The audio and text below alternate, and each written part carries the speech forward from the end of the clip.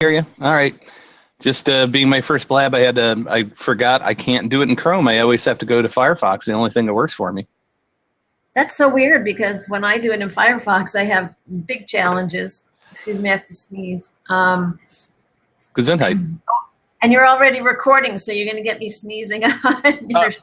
Don't worry, I'll edit. So I can't believe this is your first time doing this? Yeah, it's my first time. I mean, I've been on a lot of Blabs, but I figured I would, hey, just give it a shot. And I normally do webinars at 2 o'clock on Tuesdays, and I didn't have one scheduled. And I said, hey, let's do Blab. Why not? Oh, well, cool. So here I am. Here you are. What's going on in your neck of the woods? Oh, just it's a crazy, crazy, crazy day. I mean, I've been starting since 9:30 this morning, and I've got 4 podcast recordings, and I've had 3 coaching calls, and or gonna have 3 coaching calls. So it's crazy. Yeah, it's just a good day. Let's put it that way. And what are you coaching people on? On some social media stuff? Well, I coach people primarily on just setting up a system. That's really, I call it the bacon system. As a matter of fact, let me put this in the chat because it's just here now, us too, but I'll put it in there. It's www.baconcoach.com. And that's my website for a coaching system that I have. I also have group coaching. And I teach people how to set up a system, not only with social media, but working with websites and analytics and all that other stuff too. So it's a pretty comprehensive thing. So you're teaching them about Google Analytics or other stuff, or both? All of the above. Google Analytics, Google Business Pages, Google Plus. It just depends on the business and who their audience is and where they need to be. I mean, the coaching call I had today was primarily on LinkedIn. It was a company that wants to reach a very specific target market, but their website itself is geared towards the general public. And it's like, if you have a website that's geared towards the general public and you're trying to reach CEOs, when they show up, says, oh, this guy's just selling stuff rather than, has an answer for me. So, so it's really about figuring out the niche that they need to be in and trying to help them, get the most out of it. So what have you been working on? Because I invited you on because I wanted to interview you and talk about your awesome book, Millionaire Marketing on a Shoestring Budget. We have to promote one another. So, we do Absolutely. So what have you been doing? What are you working on? What I have been working on is actually speaking gigs. I was working for about 3 months with one client on a copywriting project and getting their website rewritten. And actually the content is done, but the website's not up. So now that that's done, I can put my focus back on speaking. And so that's really where I'm putting my efforts in.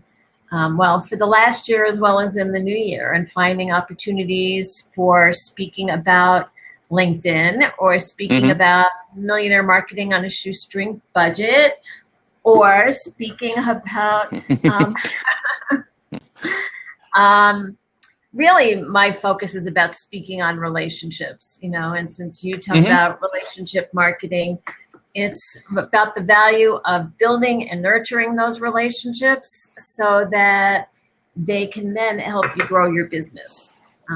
Lately, when I've been speaking quite a bit, people say, they hate going to like networking events because they feel like everyone's pushing them in a corner because they want to pitch them. And the question is, when you go to a networking event and you're a big networker, rarely, if ever, do you meet someone who at that point says, oh yeah, here's my money, let's start working together. It's where you start the relationship. It's where you begin the conversation, and then you can take it, from there and develop it. And so I find that a lot of people now are starting to resonate with that more because they're getting tired of those events where somebody comes up to them and just says, here's my card, before they even say, what's your name? So it's engaging when I speak because people have a lot of questions about that. And so that's really where I'm going, is seeing targeting associations, targeting network marketing companies, because a lot of them are filled with what they call independent business consultants. So those are all people who are entrepreneurs, or as I call them, solopreneurs. I actually differentiate because I think when I hear entrepreneur, I think of people like Bill Gates or Steve Jobs, as opposed to solopreneur, when I think of people like me who's sitting here with my computer and I'm not building an empire.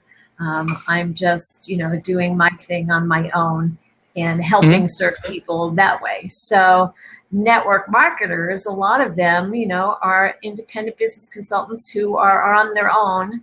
They have a team, either an up level or a down level. I forget the lingo in particular. But a lot of them need to know, how to get out there, how to increase their visibility. I think you and I have both talked about this. People can't do business with you if they can't see you. Right. Very true. And that could be online and offline. Agreed.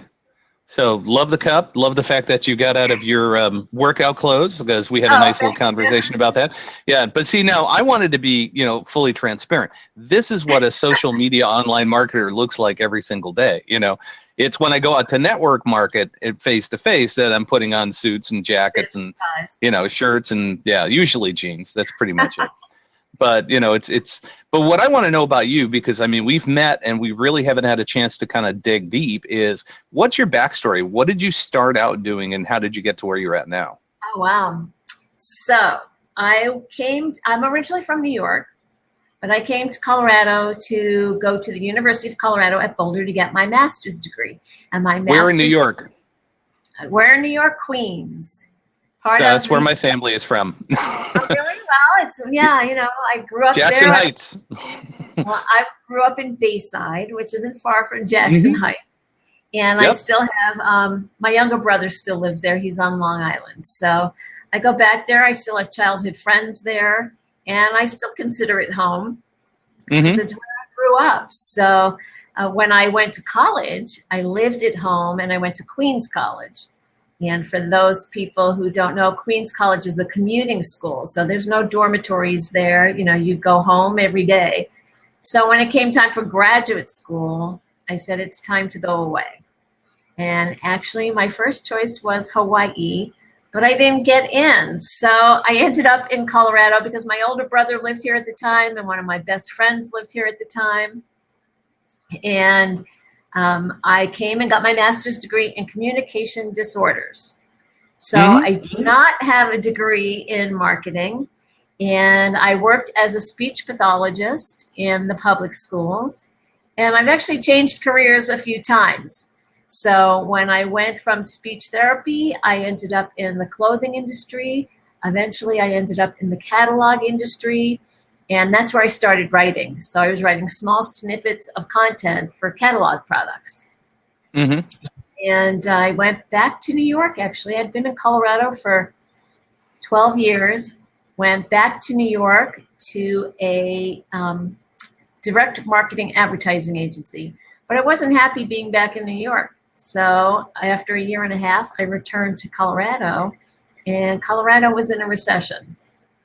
So everywhere I went looking for a job, people said, well, we're firing people, we're laying people off, we're not hiring people. But what they also said was, if you were to freelance, we could use your services.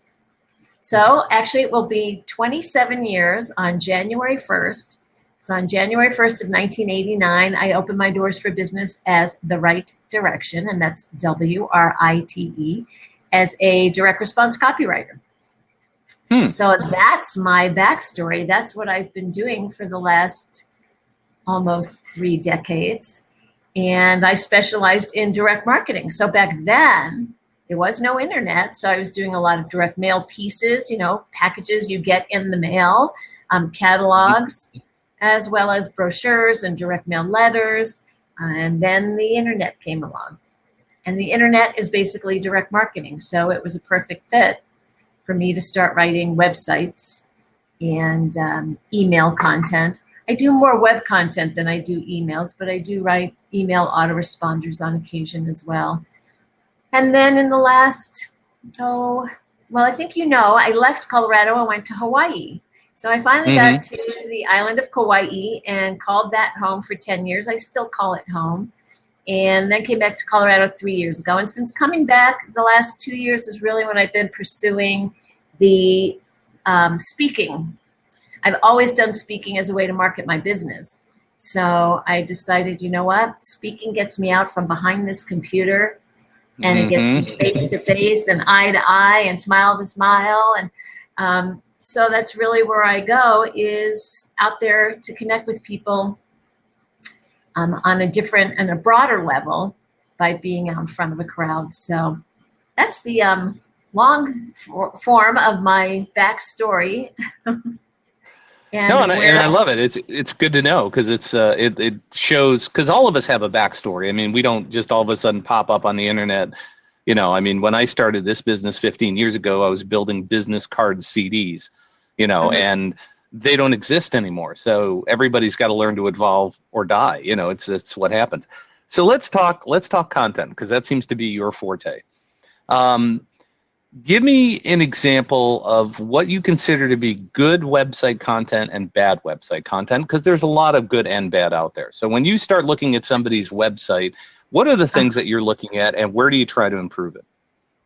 So when somebody says to me, Debra, you know, my website's not doing what I want it to do, I go take a look. And the first thing I look for is, are they speaking in a way that resonates with their audience? So if you want to say good versus bad, are they using the word you? Are they talking about you being the customer or the prospect? Or are they talking about we? We do this, we do this, we do this, we do this. Are they touching on pushing, what I call pushing people's buttons? So are they resonating in the sense that when I'm reading the content, they're approaching me in a conversational manner that says, Debra, are you losing sleep at night? Are you tossing and turning because you're worried about where your next paycheck is coming from? Are you worried about, you know, how you're going to feed your pets or your kids? Are they pushing people's buttons? Because then when they do that, when the content is resonating with the person who's reading it, that person's going, yes, that is me. I am losing sleep at night. Yes, I am worried about money. Yes, I'm worried about feeding my animals. And that's the kind of reaction you want them to have, because then they'll want to click on that buy now button or the sign up button or the registration button, whatever it is you're promoting. So that's what I look for. And I strongly recommend that people take time to visualize. Imagine themselves sitting in a coffee shop. Or actually, the way that I do it, I have a home study program. And in that program, I tell people, imagine you're online at a coffee shop or a tea shop, whatever your beverage of choice is, and you hear the person in front of you complaining. And they're complaining to the barista, not about the coffee, but about their day. This went wrong and that went wrong. And while you're online behind them, you're going, I have a solution. I have something that would help them. And so then you manage to sit down with that person and have a conversation. And that person shares the things that are troubling them or challenging them, the issues that they're facing. And so when you take the time to visualize that, then you can sit down afterwards and imagine as well what you would say in response to that. It's just a conversation. And we did this exercise actually once. Our friend David Perdue had me as a guest, and we were talking about copywriting mistakes that people make and how to avoid them. And I suggested this exercise, and people did it while we were on the webinar. And David said, oh, wow, you know, just visualizing the conversation helped me come up with the language that you would use when you sit down to write your sales page or your direct mail letter or a video sales letter. So taking the time to actually have a conversation, whether it's in your head or verbally with someone that you consider a prospect. A lot of times when I'm starting with a client on a writing project, I will say to them, pretend you are the customer, you know, and tell me, what are all the things that are bothering you? You know, what are the things that are making it hard for you to get your job done? What are the challenges that you're facing? And then I can approach that and say, here's how I can help. Here's the solution. Here's how we can turn that around. So having a conversation when you're thinking about your content is really important, because even though you know that many people are reading your website, you want it to be one-on-one. So the next question is there's, there's so many different kinds of content out there. Obviously, there's website content, there's email, there's sales letters, like online sales pages. I mean, with all of those different things, let's start with the sales page. What do people need to know about a good sales page versus a bad sales page? Because there's a ton of them out there. And I have always been one of those kind of people, have been not a fan of the long form. You're constantly scrolling and scrolling and scrolling and scrolling, and you finally get down to the offer. Because it's like, I don't got time to read all that stuff, but I know it works. So why does that work? Why do people do that? Well, there's a couple of theories about that. And for those who are watching, the best way to know is to test it. But yes, I had the same exact thing happen where I was giving a presentation a couple of weeks ago, and we were talking about that, and the woman said, I hate those long pages. She goes, all I want to do is scroll down and find out the buy now button and see what the price is. And my response to that is, you might hate it, but the reason I think that they work is because they are touching on people's pain points, or they're pushing people's buttons. And yes, people will go and they'll scroll. They won't read it word for word initially. What they'll do is they'll scroll the headlines, they'll scroll the subheadings, the bullet points, and if the content is doing its job as they're scrolling, they're going, oh, that's me. Oh, that's me. And then they'll want to read the rest of the content. If the pain points aren't being pushed as they read the headlines or the subheadlines, they might just go and see, well, what's the price of this thing, and let me see. Oh, It's not money I want to spend, or oh, that's not a bad price. Maybe I should go back now and look at that. So, again, when you ask about what's a good or a bad sales page, it's a page that resonates with the readers, so that when they go, whether they're browsing it or reading it word for word, they're finding themselves going, that's me. That's me in that page. I'm getting it because that's pushing my buttons, and let me keep reading. And again, they might read just the bullet points. They might read the subheadings, but what you want is that they keep reading. So that's what they work, because they resonate with people who are reading it. And, I don't know, years ago, there used to be eye studies where they could measure what people's eyes were doing. I don't know if anyone's done that recently. Many years ago, I wrote a blog post on some research about that.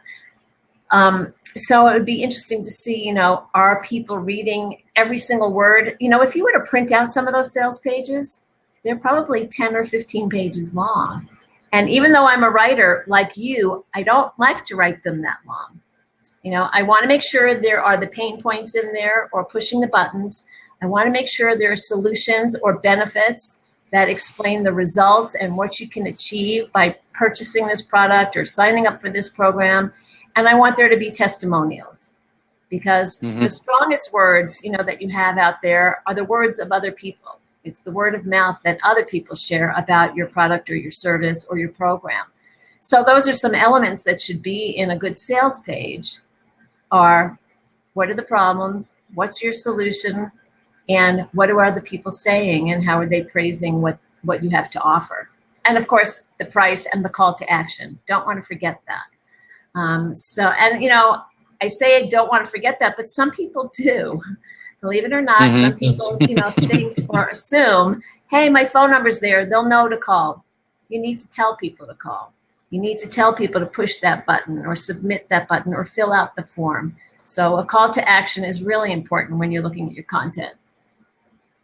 Very true. So the next piece is, okay, so now we've got this long form sales letter, and there's a formula that works, and you've listed out a bunch of parts, and that's awesome. The next piece is, okay, we're trying to get people to our website. We're trying to get them to the sales page. We're trying to do that stuff. We write emails. Now, every single day I am inundated. I mean, I'm just sitting here looking at my box. I cleaned it out before we started, and I got 15 messages. And most of those messages are sales messages. How do you get somebody to even pay attention to something in email anymore, because it's just so overused and inundated? Well, I think you just said it. Some of it is not to overuse it. And there's a balance, because I find some people will say, well, you email them 2 or 3 times a week. Other people say, oh, no, you email them once a week. Some people say email them once a month. if your message doesn't have something that's of value to your reader, then yeah, they're going to start to put it in the trash and go, you know what, I've got too much. And I find lately, I used to get, I don't know about you, I used to get upset if somebody unsubscribed.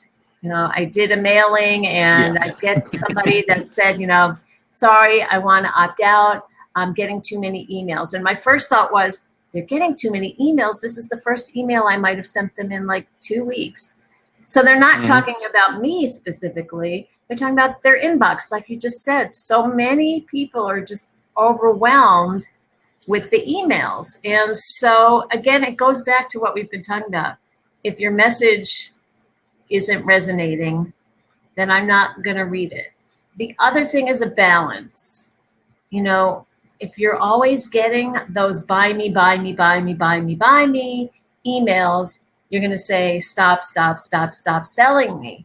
The truth is we all sell, you know, whether it's from a marriage proposal or selling a product or service, we all have bills to pay. We need to sell. But if every message you send out to your list is, hey, guess what? I've got this to sell. And hey, guess what? Now it's 20% off. Guess what? Now it's 30% off. Guess what? Now, instead of just giving some value, hey, here's a free template for you to use today. You know, here's something, for example, you and I both talk about LinkedIn.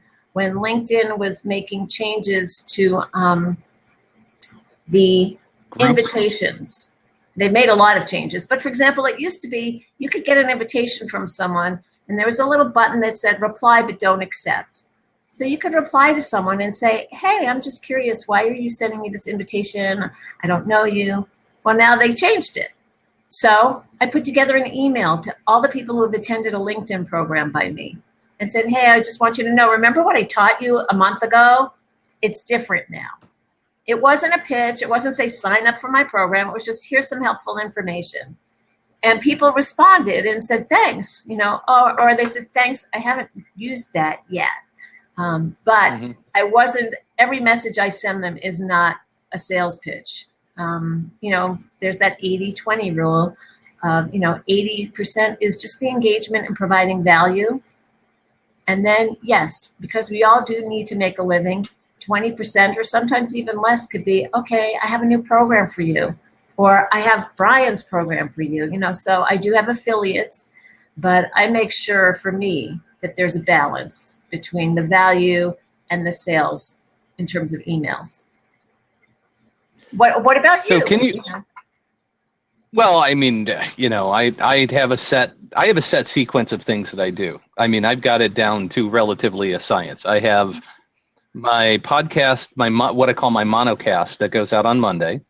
I have my blog that goes out on Tuesday, and normally either Monday or Tuesday, like I haven't sent out the email yet, but Monday or Tuesday I'm going to email and say, hey, here's what's coming. Like this week I had the pleasure of interviewing Armin Morin, who's a rock star. I call him the man, the myth, the legend. So, you know, I'm going to put it out there to my list that this is what's happening. So Monday is the monocast, Tuesday is the blog, Wednesday is the guest interview. Thursday, I send out a basically digest, just saying, here is everything that happened this week, you know, if you want to go check it out. And that's pretty much all I do unless I have a special event like you know, I didn't send out a Blab one on this one because this is my first, and I appreciate you coming. And, you know, we could tell by the audience, we had some people pop in and out, but it's not super popular. But that's okay, you know, because I just need to figure it out. And I appreciate you jumping on. I think it's great content, and it's being recorded and will be shared. But so if I have a special event like a Blab or a webinar, I'll send out something on that. But it really is about just informing people about opportunities for them to learn. That's what I focus on. And not trying to sell an email. I'm saying, here's an educational opportunity for you. That's what I'm best known for. You know, stay true to your brand, stay true to your message. And, you know, usually I get great responses. I mean, the more consistent I've been, the more people have either subscribed or not, or unsubscribed, less unsubscribes, because they know it's coming. They know it's the same stuff all the time. And they, you know, if they're interested, they'll click on it. If they're not, they won't. You know, it just really depends on their level of interest. But I think consistency and concisiveness, I don't know if that's the right word, but conciseness are the keys. Is be brief, tell them what you need to tell them, give them calls to action, then move on. So that's my philosophy on it. I just try to keep it really simple. Well, and that's perfect. Yeah, go ahead. Well, I was going to say, that's keep it simple, sweetheart is one of my acronyms as opposed to keep it simple, stupid. Because I just feel it's a little nicer to say sweetheart. But when you send those emails, yes, keep it simple. When I do, when I started my blabs, I was doing them every week. And so usually every Wednesday or Thursday, I sent out an email about what the blab was going to be about. And then Friday, a really short email that said, hey, we're going live in an hour. Don't forget. And so I found that sometimes, the shorter and sweeter, the better, because people are getting so many. And now there are quite a few people that know that I'm doing a blab. And so they just look to see, what's the topic this week, who's the guest, because mine always have a guest on them. And that way the email is not invasive, I guess is probably a good word for it. And now I'm not doing them every week because we've had Thanksgiving holidays and we have Christmas holidays. And so I have one coming up this Friday and one next Friday. So people aren't getting them as consistently because the blab isn't happening every week. But I have other emails depending on what's going on. Now, are you saying you email them every day? No. I email on either Monday or Tuesday, and then and Thursday for sure. And I got a virtual assistant who does my digest email, and she sends it out every week. But it's always consistent as to when it comes out. It's really important. In my book, I talk about being consistent and persistent. The persistent part, when it comes to email, I think there is a balance as to how often you do it. When it comes to other things like making phone calls or staying in touch with people, and you're trying to achieve a certain goal, then being persistent without being a nudge, as I say, is really valuable.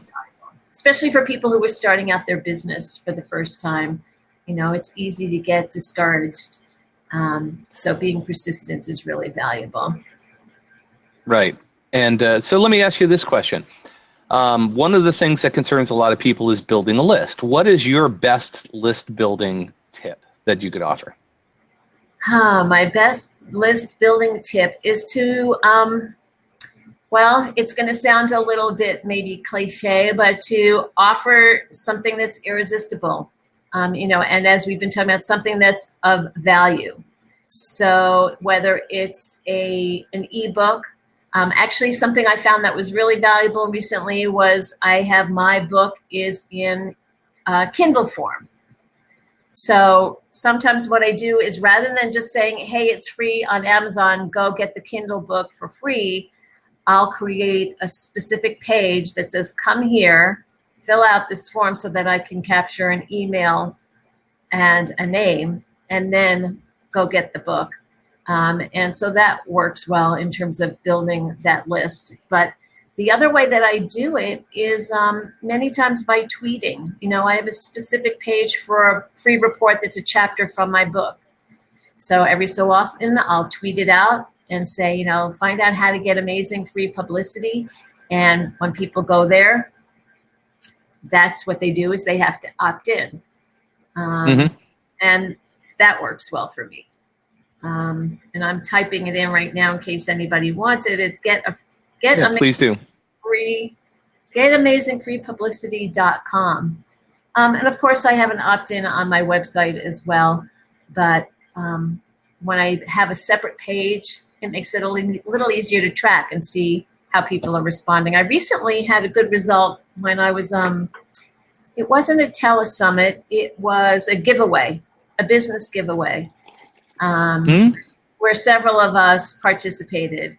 And that brought in quite a few new subscribers to my list. It was the first time in a while that I had done that. So those people that are interested in participating in something collaborative, I find giveaways can be really valuable that way. That's a good tip. Yeah, I've never done one of those yet, and that's something I definitely want to participate in. And I've, built up enough stuff at this point that I think. And I have a colleague who said she's participated in one. I think every year there's one. I forget what it's called, but she gets a lot of people that download. It's a do-it-yourself giveaway. So I think you give them something that they can use. And then she follows up and she ends up getting some coaching calls, and that results in some coaching clients. So yeah, most of the giveaways that I've been involved in have been geared towards somebody else getting their list built. So, it's nice when you can actually build your own. Well, in this last one that I did, I forget exactly how they structured it, but I think it was a little of both. So people had to subscribe so that the person who was holding the whole giveaway got the email. But then he structured it in a way that once you signed up on his list, then you had a choice of whose giveaway you wanted to pick. And you could pick multiple ones, but you had to give, again, your email to get those. So I was building my list. He was building his list. So was everybody else that participated in the giveaway. Awesome. That's a great tip. I think that's a great list building tip, and doing those collaborative things. And maybe we should set something up for Christmas. Have a 12 days of Christmas set up so that every day you get a new giveaway. You know what? It's funny that you say that, because one of the very first ones I did was probably 6 years ago when I was still living in Hawaii, and a colleague of mine did what was called the Small Business Christmas Giveaway. And that's exactly what she did. I don't know if she had 12 people or what, but several of us got together and we all had something that we gave away, and every day it was a different gift.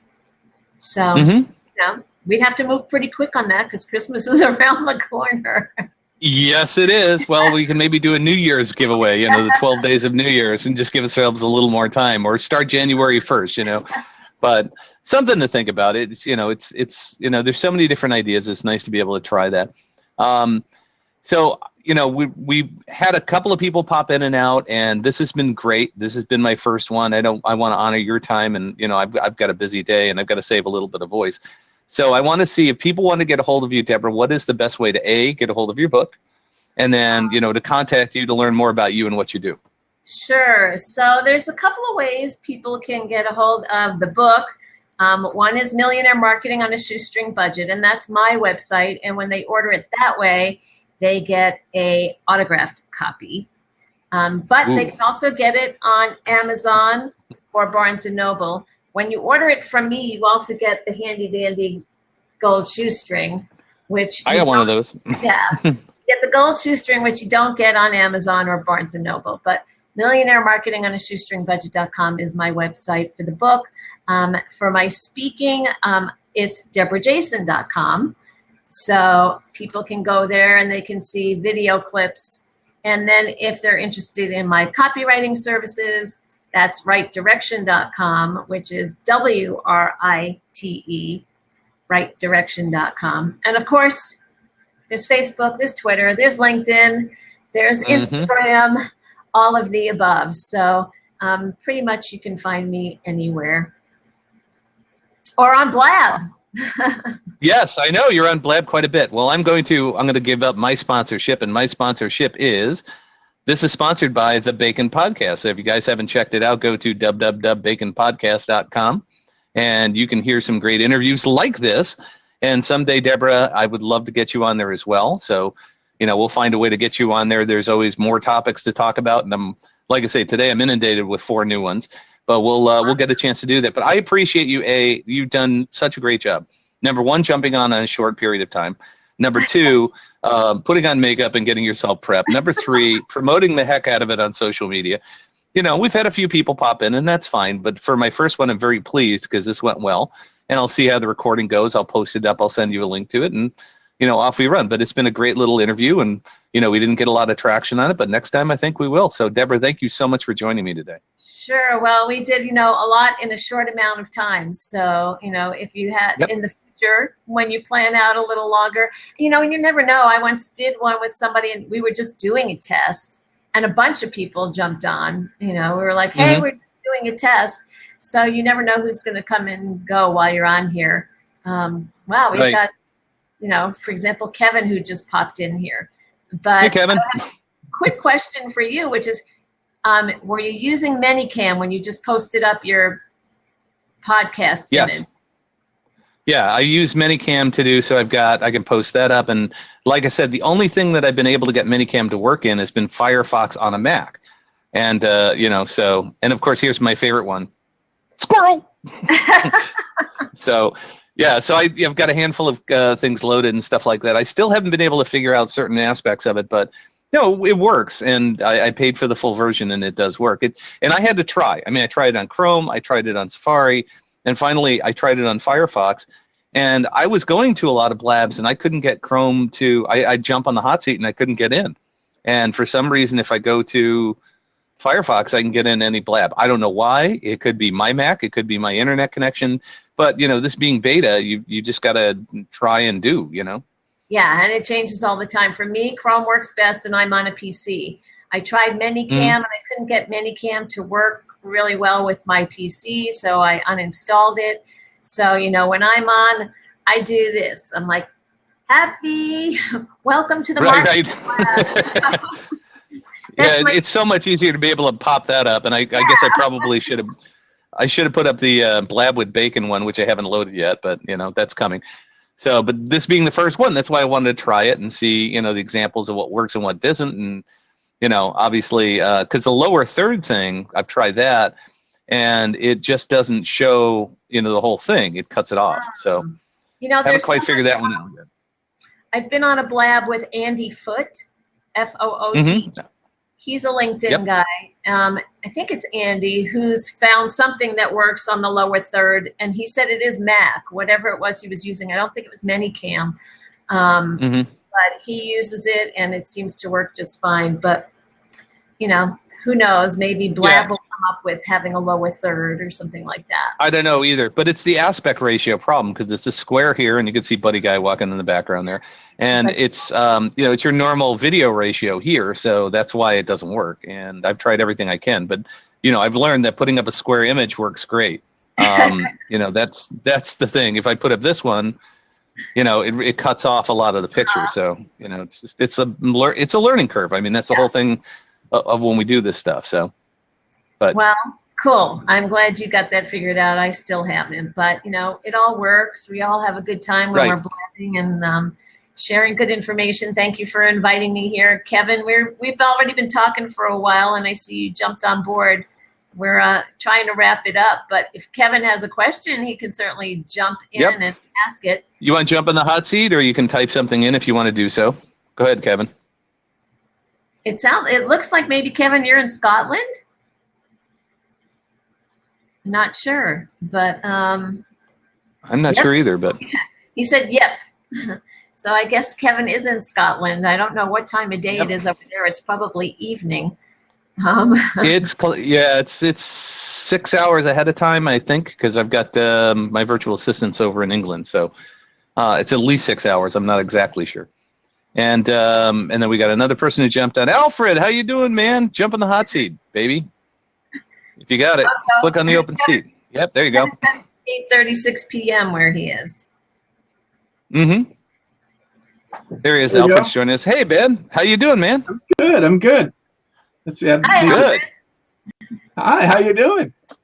Good. Where are you calling from? I'm standing in the skybox, as a friend of mine calls it, in downtown Percy, Pennsylvania. How close is that to Puxatawny Phil? A bit further east. Okay, there you go. There we go. Now I got it next to my cameras. So. Cool. So thanks for joining on. Do you have a comment or a question or anything like that, or just want to say hey? I just jumped in. I'm sorry I'm late. I was meaning to get in on this, but you know how the day slips away some days. I know. Believe me. True. Yeah, well, this was my first Blab, so I wanted to do it as kind of a, just a test and to see how it works, and I appreciate you jumping on and jumping in the hot seat, and gives me a chance to play around with all the controls and make sure it all works. Yeah, it's a lot of fun. It is. A lot of new platforms to play with. It's kind of exciting to see them all and try to figure out which ones are best for what and all that sort of thing. Mm-hmm. So what do you? So out of all the ones that you played with, what do you like the best?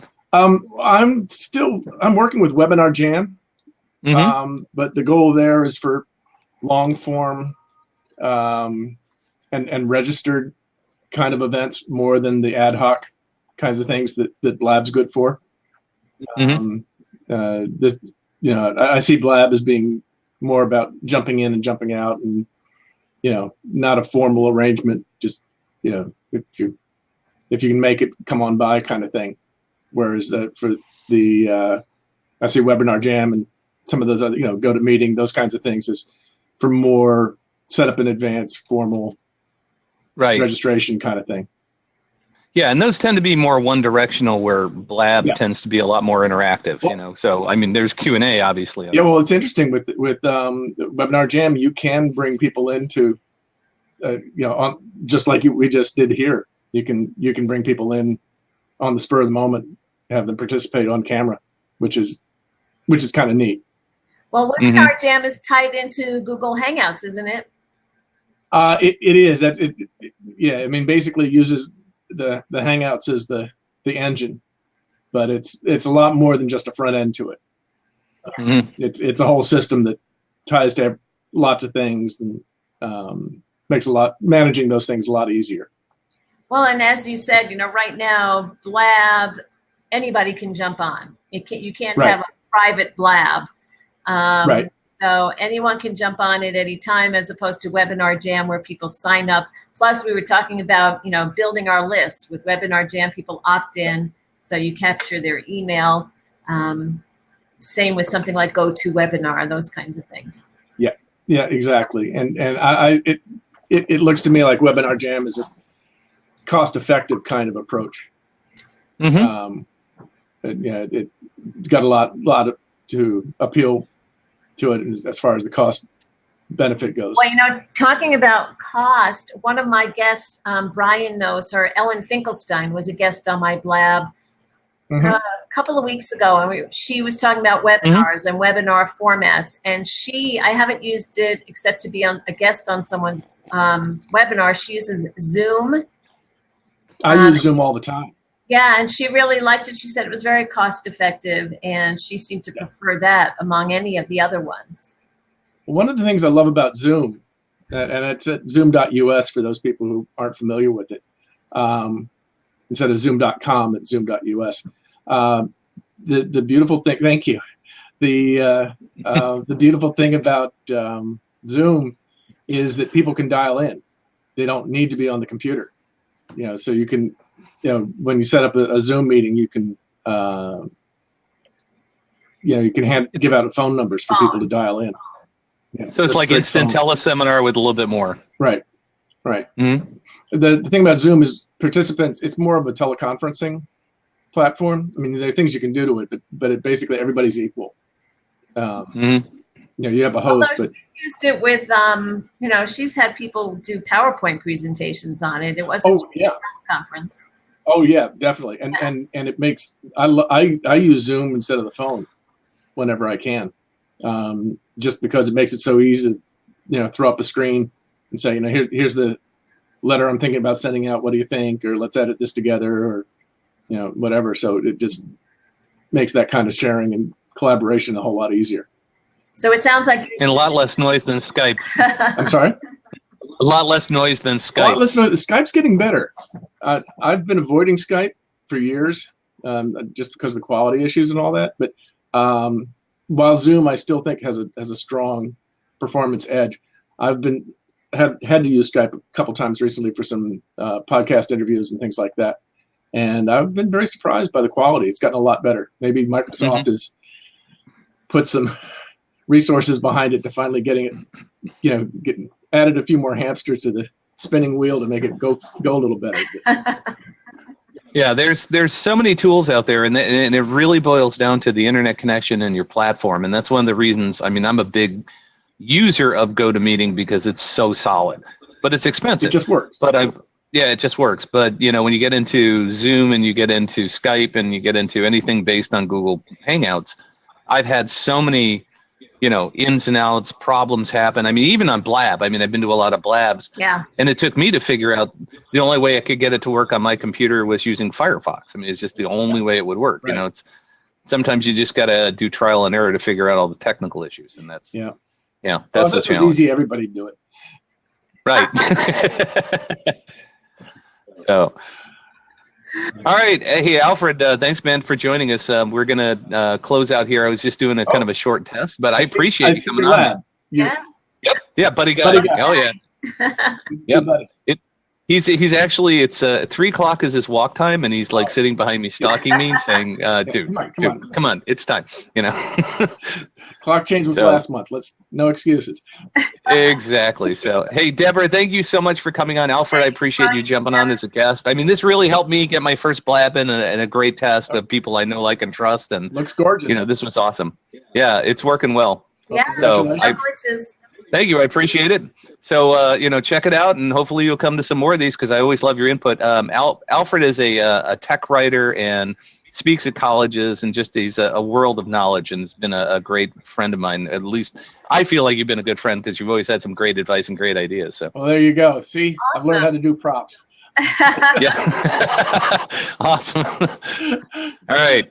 All right, kids. Well, thank you guys so much. We'll talk to you soon. Debra, thank you. Alfred, thank you. And thank you for helping me my first one. Take care, guys. Bye-bye. Bye-bye.